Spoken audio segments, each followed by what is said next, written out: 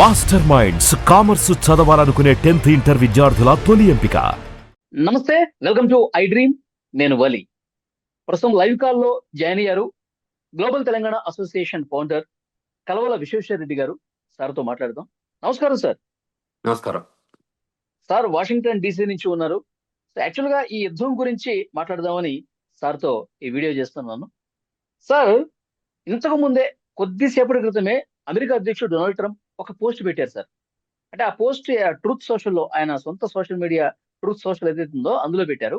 ఒక పెద్ద రైఫిల్ చేతిలో పట్టుకుని, అంటే నేను చాలా అవకాశాలు ఇచ్చాను, ఇరాన్ దాన్ని సద్వినియోగం చేసుకోవటం లేదు, అణు ఒప్పందానికి సంబంధించి తెలివిగా వ్యవహరించట్లేదు, ఇక నా ఓపిక నశిస్తోంది, ఇంకా నేను మంచివాడిగా ఉండదలుచుకోలేదు అని ఆ ఫోటో పెట్టి రాసుకొచ్చారు.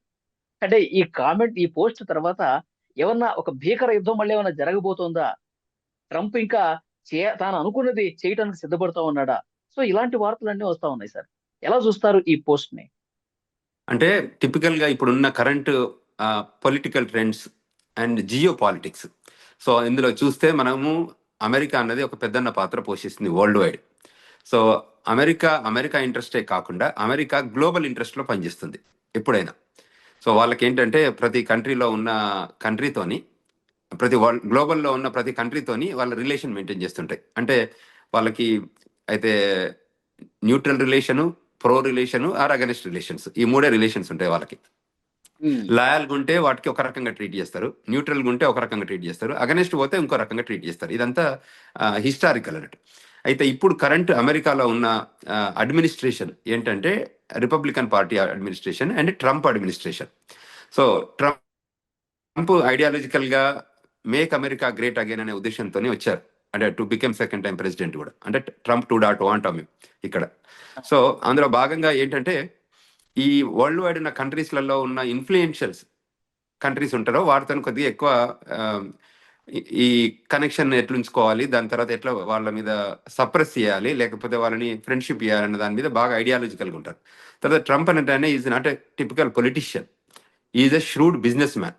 అంటే హిస్టారికల్ గా వాళ్ళంతా బిజినెస్ సిఎస్ నుంచి వచ్చిన వాళ్ళు. సో పొలిటికల్ ఉన్న వాళ్ళు కొంచెం లౌక్యంగా మాట్లాడతారు. ఈ బిజినెస్ వాళ్ళు ఉంటారు హైరింగ్ అండ్ ఫైరింగ్ టైప్ ఉంటుంది. సో అందులో ఆ ఐడియాలజీ నుంచి వచ్చినాయి అన్నట్టు. అంటే రియల్ గా హిస్టారికల్ గా పొలిటికల్ గా కానీ అటువంటి నుంచి వచ్చిన వాళ్ళు ఉంటారు. అంటే కొద్దిగా ఎక్కడ లౌక్యం అనేది పెద్దగా కనబడదు కనబడదు అదే కదా చెప్పేది. దానికి లౌక్యం ఉండదు. ఇప్పుడు రాజకీయ నాయకుడు ఏం చేస్తారంటే మంచి వ్యక్తగా ఉంటారు, అదే విధంగా చెప్పే భావన, ఆలోచన విధానం ఏంటంటే వార్ ఆఫ్ ద వర్డ్స్ అంటారు, తెలుసు కదా, వార్ ఆఫ్ ద వర్డ్స్ వాటితోనే ఉంటుంది. తర్వాత చెస్ గేమ్ లాగా మీకు ఎట్లుంటుందంటే గ్లోబల్లో పొలిటీషియన్స్ తో ఎట్లా మాట్లాడతారు, వర్డ్స్ తోనే వాళ్ళని కన్విన్స్ చేయడం కానీ వాటిని వర్డ్స్తోనే బెదిరియడం కానీ జరుగుతుంది. ఇప్పుడు ఇదే రకంగా ఈ పొలిటీషియన్స్, గ్లోబల్ లీడర్స్ అంతా కూడా చేసే ఏంటంటే యాక్టివిజం. ఇప్పుడు ఇది రియల్ గా చేస్తారా చేయరా పక్కకు పెడితే అలా చేస్తారా అన్న ఒక ఆలోచన తీసుకొచ్చే వ్యవస్థను నిర్మాణం చేసిండు. ఇప్పుడు మీరే చెప్పారు, ఇప్పుడు అందులో ట్రూత్ సోషల్ లో పెట్టారు అది అన్నది, అది రియల్ గా వార్ పోతుందా పక్కకు పెడితే, కానీ అటువంటి ప్రెషర్ గ్రూప్ టైప్ అన్నట్టు. They are pressuring him that Iran కంట్రీని ఏం చేయాలి, మీరు ఏం చేయబోతున్నారు అన్న దాని మీద ప్రెషర్ చేయడానికే తప్ప ఏదైనా చేయాలి బెదిరించడానికి, భయపెట్టడానికి, బెదిరించడానికి ఇలాంటివి ప్లాన్ చేస్తూ ఉంటారా? These are strategics. అంటే ఇవన్నీ ఫస్ట్ ఏం చేస్తారంటే ఈ గ్లోబల్లో పబ్లిక్ పాలసీ కానివ్వండి, ఇంటర్నేషనల్ అఫైర్స్ కానివ్వండి, పొలిటికల్ రిలేషన్స్ కానివ్వండి, ఎట్లుంటాయంటే వాళ్ళ అయితే కమ్యూనికేట్ చేస్తారు, లేదంటే కన్ఫ్యూజ్ చేస్తారు. మీకు తెలుసు కదా. సో ఏదో రకంగా వాళ్ళు గెలవాలని అనుకుంటారు. సో గ్లోబల్లో అంటే మేజర్గా ఉన్న పెద్దన్న పాత్ర పోషిస్తున్న కంట్రీస్. సో ఈ పర్టికులర్ కంట్రీతో ఏంటంటే వాళ్ళ గ్యాస్ రిలేషన్స్ ఉన్నాయి, అందరికి వరల్డ్ వైడ్ ఉన్న గ్యాస్ రిలేషన్స్ ఉన్నాయి కాబట్టి ఆ గ్యాస్ రిలేషన్స్ అంటే ఈజ్ బిజినెస్ కనెక్షన్స్. సో వాటిని ఏ రకంగా అడ్రస్ చేయాలన్న ఉద్దేశంతో జరుగుతున్నది. తర్వాత అమెరికా ఇంట్రెస్ట్ కంటే ఎక్కువ జూయిష్ ఇంట్రెస్ట్, అంటే ఇజ్రాయెల్ ఇంట్రెస్ట్ ఉంది ఇందులో, ఇరాన్తో వార్తో. సో అందులో భాగంగా అందరికీ తెలిసి ఇది ఓపెన్ ఫ్యాక్ట్. సో అందులో భాగంగానే జరుగుతుంది. సో ఇప్పటి వరకు జరిగింది ఒకటి ఎత్తు. ఇప్పుడు ముందు ఇంకా అంటే వరల్డ్ ఒకసారి వార్ జోన్ లో వెళ్ళి వచ్చిన తర్వాత ఎట్లుంటుంది అంటే దాని తర్వాత ఫ్యూచర్ సేమ్ రిలేషన్స్ ఉండవు.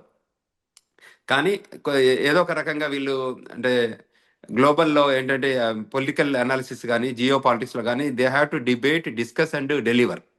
సో ఇటువంటి ఐడియాలజీ పెట్టుకుంటేనే వరల్డ్ లో వర్కౌట్ అవుతుంది. ఎందుకంటే nobody is a permanent leader. అంటే ఈయన టర్మ్ అయిపోయాక ఇంకో కొత్త లీడర్ వస్తారు. ఒక 10 ఏళ్ల తర్వాత అమెరికన్ ప్రెసిడెంట్ డిఫరెంట్ గా ఉంటారు. అవును. అదేవిధంగా 10 years తర్వాత కూడా డిఫరెంట్ అమెరికన్ ఇరాన్ ప్రెసిడెంట్ ఉండాలనేది వాళ్ళందరి గోల్. అంటే గ్లోబల్ ఏంటంటే డెమోక్రసీలో ఎలా ఉంటుందంటే no leader is permanent forever. So అటువంటిది ఉమ్, సిస్టాన్ని అప్లై చేయాలనే ఉద్దేశంతో ఏమవుతుంది, అప్పుడు ఐడియాలజికల్ గా చేంజ్ అవుతుంటది, థాట్ ప్రాసెస్ చేంజ్ అవుతుంది, పొలిటికల్ లాబింగ్ చేంజ్ అవుతుంటది. అంటే ఆ పర్సన్ బట్టి, ఆ పర్సనాలిటీ పర్సెప్షన్స్ ని బట్టి పొలిటికల్ డెసిషన్స్ ఉంటాయి. ఇప్పుడు రిపబ్లికన్ పార్టీ గవర్నెన్స్ ఉంది, రేపు తర్వాత డెమోక్రటిక్ పార్టీ గవర్నెన్స్ వస్తుంది. ఎగ్జాంపుల్, ఇప్పుడు ఇండియాలో బీజేపీ వాళ్ళు ఉంటే రేపు అంటే డిఫరెంట్ పార్టీస్ గవర్నెన్స్ వస్తా అంటే అప్పుడు డిఫరెంట్ ఐడియాలజీ ఉంటుంది కదా. ఇప్పుడున్న దాని ఇంతకుముందు పాస్ట్ లో కాంగ్రెస్ గవర్నెన్స్ ఉండే ఇండియాలో, తర్వాత బీజేపీ వచ్చింది. అట్లా అంటే every time different parties ideology ఉన్నప్పుడు డిఫరెంట్ గవర్నమెంట్ ఉంటుంది. సో అదే విధంగా ప్రపంచంలో కూడా ఆ టైప్ ఆఫ్ ఉంటే బాగుంటది అనేది 2 biggest democracies, India and America ideology అన్నట్టు. ఉమ్. సో అందులో భాగంగానే జరుగుతుంది. So it is treat this as a pressure, not an war, but is pressure చేయడానికి చేస్తుంది. So that they can come forward అని. తర్వాత సార్ నైబరింగ్ ఇప్పుడు కంట్రీస్ కూడా. డిస్కషన్స్ అంత గొప్పగా ఏం జరగట్లేదు సార్. మధ్యవర్తిగా పాకిస్తాన్ ఉంది, పాకిస్తాన్ లో చర్చలకి వెళ్దామని చెప్తున్నారు, కానీ ఎవరు కూడా ముందుకు రావట్లేదు. ఇరాన్ అయితే డైరెక్ట్ గా అసలు మేము అమెరికాతో మాట్లాడడం, మా ప్రతిపాదనలు ఇవి, మీరు అమెరికాకి చెప్పండి అని చెప్పేసి అంటా ఉన్నారు. ఆ ఇరాన్ ఓడరేవుల దగ్గర అమెరికా దిగ్బంధనం చేసేసింది. ఇరాన్ ముందుకి వెనక్కి అసలు ఎటు పోలేకపోతుంది. అసలు ఏం జరుగుతుంది సార్? ఇంకా ఏమన్నా పరిస్థితులు దిగజారిపోతాయా?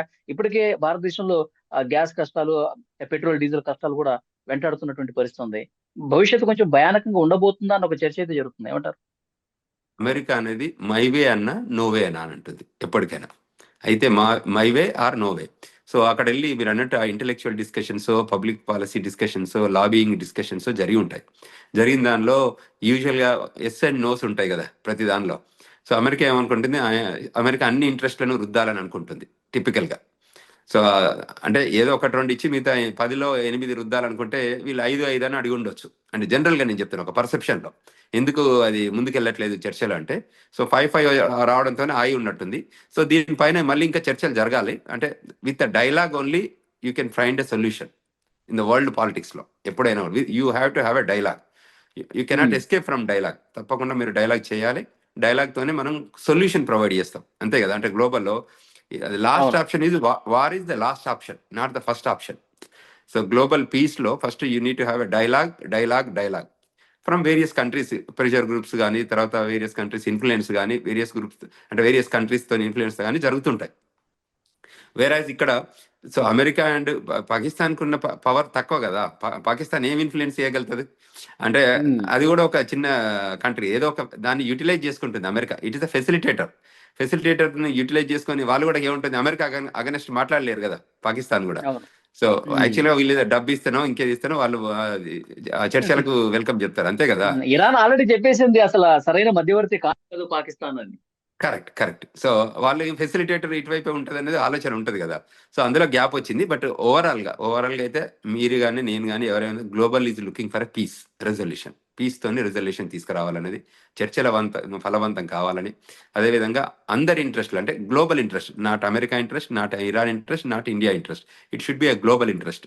దాంతో సొల్యూషన్ వస్తే ఇప్పుడు వరల్డ్ మొత్తం మీరు అన్నట్టు గ్యాస్ ఇష్యూస్ కానివ్వండి, తర్వాత పెట్రోల్ ఇష్యూస్ కానివ్వండి, తర్వాత వేరియస్ ఇష్యూస్తో ఇంపాక్ట్ అవుతుంది కదా. సో అది సజావుగా అన్ని కంట్రీస్లోకి వెళ్ళాలి, అన్ని బాగా ఉండాలని కోరుకోవాలి. సో ఇప్పుడు ఉన్నది ఏంటంటే ఒక ప్రెషర్ టైం జరుగుతుంది. కొద్దిగా మళ్ళీ సెటిలింగ్ అవుతుంది. అంటే ఏదో ఒక టైంలో సెటిల్ కావాలి. It cannot be any time like war for ever కదా. సో ఇట్ మే అవును బి సార్. ఏ హై టైం, లో టైం, డౌన్ టైం, అట్లా ఆ టైం ఆఫ్ ఐడియాలజీ ఉంటుంది. ఇందులో ఇప్పుడు అంటే జరుగుతున్నది అయితే అదే. ట్రంప్ ఇప్పుడు లేటెస్ట్ గా ఇక నేను మంచివాడిగా ఉండదలుచుకోలేదు అని పోస్ట్ పెట్టాడంటే, ఇప్పుడు వెనిజులాలో పరిస్థితి మనం చూస్తాం. అధ్యక్షుడు భార్యను కూడా కిడ్నాప్ చేసి తీసుకొచ్చేసాడు. ఇప్పుడు ఇంతవరకు వచ్చింది కదా. ఇరాన్ కొన్నటువంటి ఆ ఆర్థిక వనరులు ఏవైతే ఉన్నాయో, ఆ పెట్రో ఉత్పత్తులు పూర్తిగా తన హస్తగతం చేసేసుకోవాలి, హర్మూజుని పూర్తిగా నా కంట్రోల్లోకి తీసుకోవాలి, ఇలాంటి ఆలోచనతో ఏమన్నా ఉన్నాడా? అంటే గ్లోబల్ కంట్రీస్ ఉంటాయి, తర్వాత ఓపెక్ ఉంటుంది. సో ఇదంతా స్ట్రాటజీ ప్రకారం వెళ్తారు. ఆ, ఇప్పుడు అక్కడ గల్ఫ్ కౌన్సిల్ ఉంది కదా. సో అవన్నీ కూడా అవును. చర్చలలో ఉంటాయి. అంటే ఒక గ్రూప్స్ ఉన్నాయి కదా, కొన్ని ప్రెషర్ గ్రూప్స్ ఉంటాయి, మాట్లాడుతుంటాయి. ఒక అమెరికా ఒక నిర్ణయమే ఉండదు, అన్ని కంట్రీస్లు కూడా రోల్ ప్లే చేస్తాయి. అంటే beyond the scene, not in frontal కాకపోయినా కూడా. సో వాళ్ళ చర్చలు నడుస్తుంటాయి, డిస్కషన్స్ అవుతుంటాయి, డిబేట్స్ అవుతుంటాయి. ఈవెన్ ఈయన ఎక్స్ప్రెషన్ చేసేటప్పుడు కూడా మళ్ళీ విత్ ఇన్ ద పార్టీలో కానీ గవర్నమెంట్లో కానీ కొన్ని నిర్ణయాలు తీసుకుంటారు. ఇప్పుడు క్యాపిటల్ హిల్లో కానీ, వైట్ హౌస్లో కానీ, పెంటగాన్లో కానీ చర్చలు జరుగుతూనే ఉంటాయి ఇక్కడ. సిఏఏలో కానీ ఇవన్నీ, అంటే ఇది స్ట్రాటజీ ఏంటి, ప్లాన్ ఏ ఏంటి, ప్లాన్ బి ఏంటి, మనం చేస్తే ఇరాన్ ఏం చేయబోతుంది, ఇరాన్ ఏం చేస్తే మనం ఏం చేయాలి, ఇవన్నిటికీ వాళ్ళు చెస్ గేమ్ ఆడుతుంటే మనం పాన్ మూవ్ చేస్తాం కదా, మీరు ఒక ఎత్తేస్తే మేము ఒక పై ఎత్తేయాలి, మేము ఒక ఎత్తేస్తే అట్లా టైపు. ఇదంతా పొలిటికల్ గా కూడా జియో పాలిటిక్స్ లో అదే జరగబోతుంది. సో మనం ఈ యాక్షన్ చేస్తే వాళ్ళ రియాక్షన్ ఎలా ఉండబోతుంది, దాన్ని బట్టే ఐడియాలజికల్ గా ఒక థాట్ ప్రాసెస్ తీసుకొచ్చి దాని సొల్యూషన్ తీసుకొస్తారు. సో ఇప్పుడు ఓవరాల్ గా చూస్తే పిక్చర్ ఇంకా ఇంకా we are looking for a peace resolution, అంటే విత్ ద టాక్స్. ఇప్పుడు మనం ఒక 2 weeks బ్యాక్ ఏమనుకున్నాం, ఆ రోజే నైట్ ఈవినింగ్ వరకు అయిపోతుంది, ఇంకా ఇవాళ కాకపోతే ఇంకా వారికి వెళ్తారు అనుకున్నాం. మళ్ళీ ఎట్లా ఒక 2 weeks ఇచ్చారు, తర్వాత 2 weeks తర్వాత మళ్ళీ అన్నారు మళ్ళీ ఇచ్చారు. అంటే ఇంకా రెజల్యూషన్ కోసం టాక్ చేద్దామని డిస్కషన్ నడుస్తుంది. సో ఇదంతా కంటిన్యూస్ గా సార్ డిలే అవుతున్న కొద్దీ ప్రపంచం అయితే చాలా ఉక్కపోతగా భరిస్తుంది సార్. కరెక్ట్ అది ఉంది, కరెక్టే. ఎందుకంటే మెయిన్ ఇది గ్యాస్. సో మనకి అక్కడ పెట్రోల్, గ్యాస్ ఇన్ఫ్లుయెన్షియల్ అంటే ఇక్కడ ఇప్పుడు మనకి రష్యా ఉక్రెయిన్ యుద్ధం జరుగుతుంటే ఒక టైప్ ఆఫ్ ఇంపాక్ట్ అవుతుంది. ఇక్కడ యుద్ధం అయితే, ఎందుకంటే ఇది ఇండియాకు యుఎస్ కి మధ్యలో వచ్చేసింది ఇది. అంటే ఈవెన్ ట్రావెల్ ఇష్యూస్ కూడా అయ్యాయి. మొన్న చూస్తే మనకి గల్ఫ్ వార్స్ తోని చాలా మంది ఇన్కన్వీనియన్స్ అయ్యారు, చాలా మంది ట్రావెల్ ఇబ్బందులు అయ్యారు. నేను కూడా ఇండియాలో కొద్ది రోజులు ఉండాల్సి వచ్చింది బికాస్ ఆఫ్ దిస్ ట్రావెల్ తోని, ఎయిర్ స్పేస్ క్లోజర్ తోని కానీ, వీటితో గల్ఫ్ కంట్రీస్ తో ఉన్న ఇష్యూస్ తోని కానీ, అక్కడ నుంచి ఇటువైపు రావడానికి, ఇక్కడ నుంచి అటు వెళ్ళడానికి కానీ చాలా మంది ఇబ్బందులు ఎదుర్కొన్నారు. సో అంటే ట్రావెల్ కూడా ఇష్యూస్ వచ్చాయి. అంటే రకరకాల ఇష్యూస్ ఇంపాక్ట్ అవుతుంటాయి. ఎప్పటికొక చర్చ జరుగుతుంది. తర్వాత ఇక రకరకాల వార్ అనేసరికి చాలా గ్లోబల్ ఇష్యూస్ ఉంటాయి, not only one issue. So వాటిని రెజల్యూషన్ కావాలి అంటే సొల్యూషన్ ప్రొవైడ్ చేయడానికి చర్చలు జరుగుతున్నాయి. ఇక్కడ కూడా డిపార్ట్మెంట్ ఆఫ్ స్టేట్ కూడా చర్చలు చేస్తుంటాయి. ఒకటేంటంటే ఇంకా అంటే మీరు ఇవాళ జరిగిన సంఘటన మాత్రం ఒక ప్రెషర్ గా ట్రీట్ చేయండి అంతే. It is a pressure, not an action. యాక్షన్లకు అంత తొందరగా దిగారు. యాక్షన్లో దిగితే అంటే ప్రతి ఇన్ఫ్లుయెన్షియల్ ఉంటాయి కదా. సో ఈ టైం టేకింగ్ ఎందుకంటే ఇంకా మోర్ ఆర్మీని ఫెసిలిటీ చేయడం కానీ, నేవీని ఫెసిలిటీ కానీ, ఎయిర్ ఫోర్స్ని ఫెసిలిటీ చేయడం కానీ జరుగుతుంటుంది అండర్ కవర్లో. ఇప్పుడు మీరు 2 వారాలు సీజ్ ఫైర్ అని చెప్తుంటే ఈ 2 వారాల్లో ఆపేసి వెనకకు రారు. ఈ 2 వారాలలో వాళ్ళు ఇంకా మోరిస్తారు. ఈ 2 వారాల్లో ఇక్కడ ఉన్నదంతా ఇంకా మోర్ అక్కడికి సెటిల్ చేస్తుంటారు. షిప్పులు వస్తుంటాయి, అన్ని వస్తుంటాయి, రెడీ చేసి పెట్టుకుంటారు అన్నట్టు. ఇంకొకటి ఏంటంటే గ్లోబల్లో ఇంటర్నేషనల్ వాటర్స్ అని అంటారు.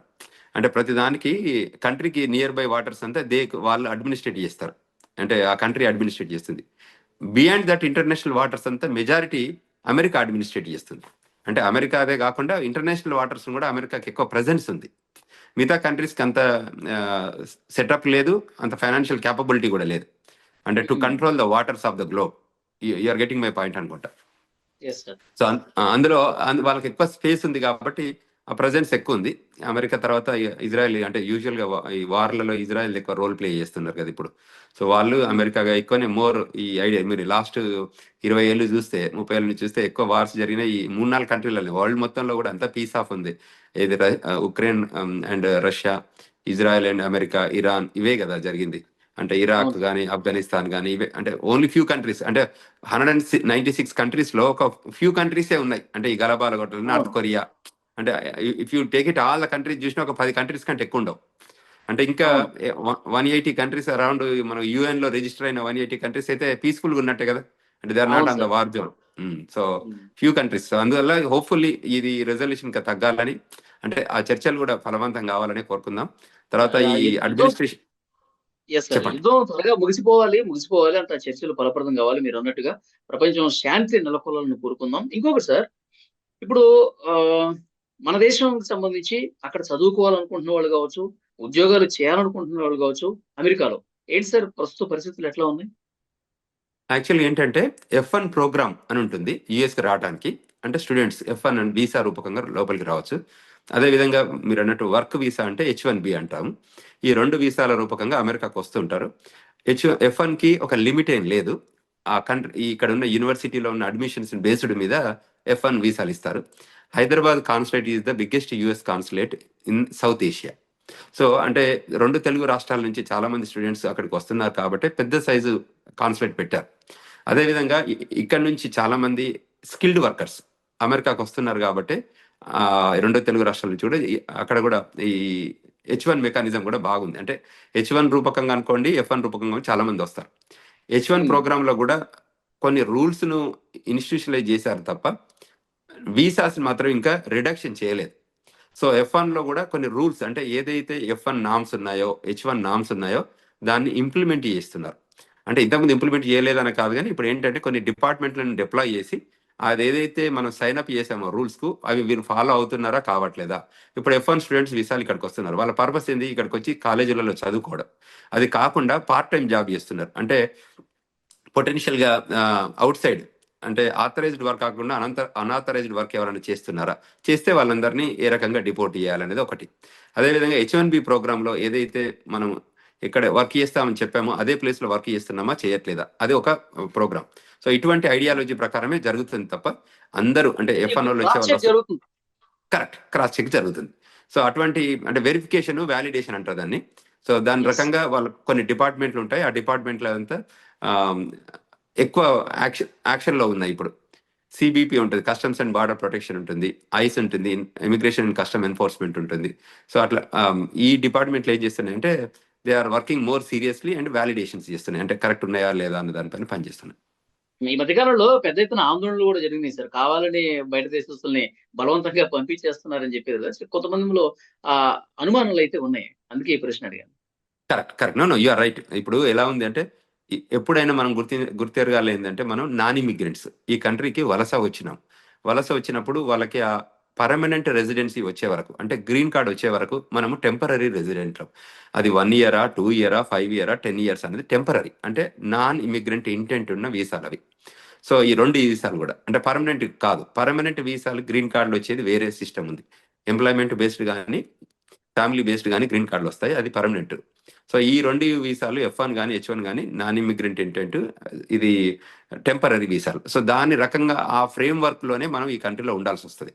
ఆ పక్కనే మనం ఆ లైన్ లోనే మనం ఫాలో కావాల్సి వస్తుంది. అందులో మనం అబోవ్ అండ్ బిహైండ్ పోతే డిపోర్టేషన్ ఉంటుంది తప్ప వేరే ఏం లేదు. అంటే వాళ్ళు కూడా రూల్స్ అప్లై చేసుకోమంటారు. ఇంకొకటి ఏంటంటే అమెరికా ఇప్పుడు ఏం చెప్తుందంటే మీ దగ్గర హెవీ టాలెంట్ ఉంది అనుకోండి, మా కంట్రీకి రండి.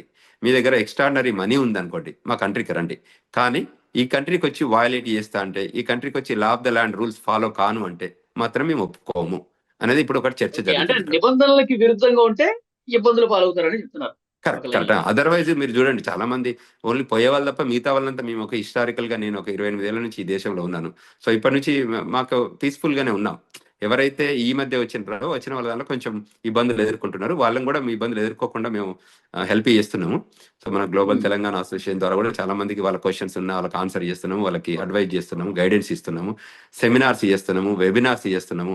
సో సింపోజిజమ్స్ చేసి వాళ్ళకి ఎడ్యుకేట్ చేస్తున్నాం. ఇక్కడ ఉన్న దానికి వాళ్ళు నాన్ ఇమిగ్రెంట్ కానీ ఇమిగ్రెంట్ కానీ ఎవరున్నా కూడా వాళ్ళ సమస్యల మీద మేము వాళ్ళకి హెల్ప్ చేస్తున్నాం. ఓకే. సో చాలా మంచి ఇన్ఫర్మేషన్ ఇచ్చారు sir. Thank you very much Visweswara Reddy garu. Thank you very much. Thank you.